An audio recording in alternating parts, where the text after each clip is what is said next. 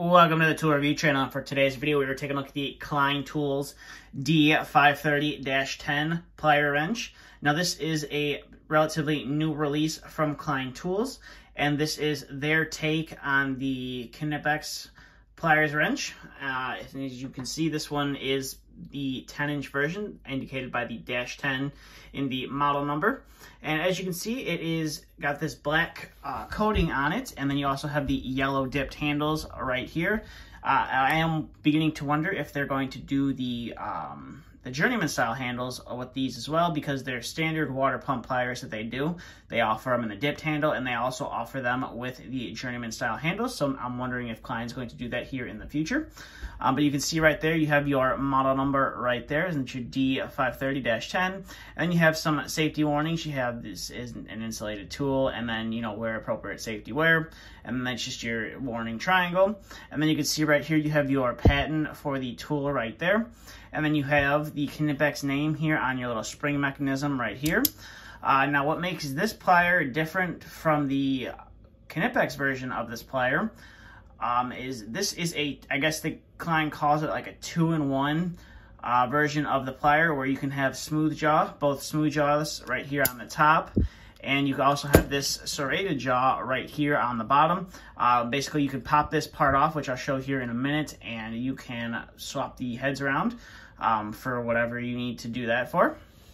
Whether it's to get a better grip on something, or you just need to, you know, get a little bit more strength, and you want to make sure something's real tight and not slip off. That's probably what these are intended for down there on the bottom.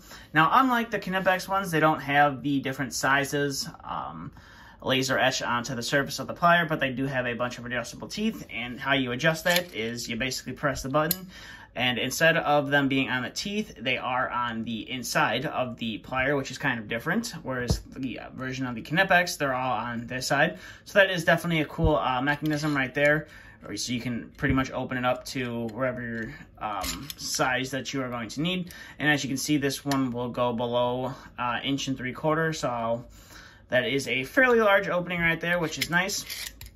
And then coming to the back side, I don't believe there is anything on the back side of the tool. It's just relatively pretty plain.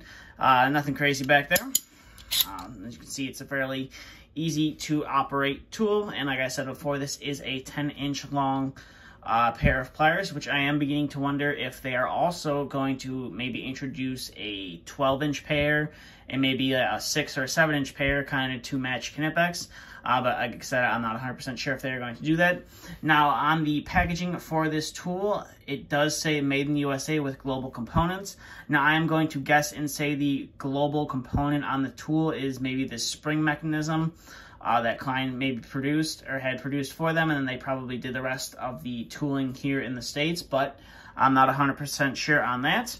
So how to flip your jaw around, it's pretty simple. You push the button in, you bring it all the way down to the bottom, and then you are able to, if you can get the tool to cooperate, you are able to pop it off right there. And then you just, it takes a little finagling, and you can adjust that jaw, so you can have either the smooth jaw, or like I said, the serrated jaw right here, which is kind of almost like a little groove there in the center, a little almost like a small tiny V, to get a little bit better of a grip onto whatever you are needing to get a fair amount of grip on. And then there's the smooth side of the jaw right there. So it's fairly simple. All you have to do is separate the tool like that, and then basically it's the opposite. I do find it a little tricky to get this to work, especially since this, I haven't been really using this tool a lot. I just really picked it up and wanted to make a video, so I do find it a little tricky to get this to slide back on. But once you get it to go a few times, you can get it, and then you just get it to lock right in. And then boom, you have your different jaws right there. So you can see that's what it looks like. There is a little bit of a gap in there, so if you need to get a grip onto something relatively small, you could do that as well. Or if you needed some large fitting, you can get it on there as well. And then basically it's the same process to get it off of the tool if it wants to cooperate, but you just pop it off right there, and then you take it off, and then you flip it back around, and it just kind of slides back on. And it's a little simpler. I find this side with the smooth jaw a little bit simpler to go on than the side with the grooved teeth. But as you can see, it is back to normal. So overall, this is definitely a nice take on a pliers wrench, or on Knipex's pliers wrench from Klein Tools. And it is nice to see that, you know, a good chunk of the tool is made here in the States. Like I said, I'm almost willing to guess and say that this spring mechanism, or this whole spring part, was the only thing probably not made here in the States. But I could be wrong. There could be another aspect of the tool to where it's, you know, classified as made in the U.S. with global materials, but I'm not sure. It could be another part of the tool. So it is interesting, like I said, so it is interesting to see how this tool holds up and how well it works compared to the pliers wrenches that I am currently using are holding up. So it is, and I currently don't have a 10-inch pair. I have the 7 and the little 5-inch pair as the time I'm filming this video.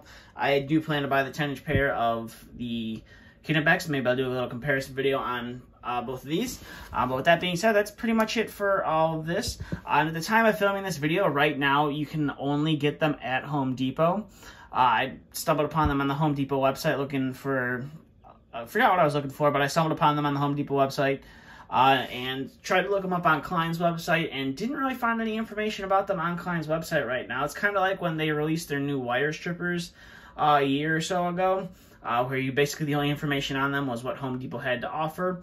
So I'm assuming eventually down the line that there will be a tool page created on Klein's website, as well as more of their authorized retailers will start to carry them as well. And I'm sure you'll eventually be able to find them on Amazon, if I'm not mistaken. Pretty much every pair of Klein pliers, or everything Klein, eventually will end up on Amazon as well. I always recommend going through a authorized distributor of the product. And one other thing to note is there also is a QR code on the packaging of this tool to show you how to work the mechanism. Now currently, and like I said, at the time of filming this video, it's a relatively new release from Klein, and there's no web page on it, and so that QR code just basically takes you straight to the Klein website, which I'm assuming eventually in the future will take you to the actual web page for the tool and show you how to remove and swap this guy around.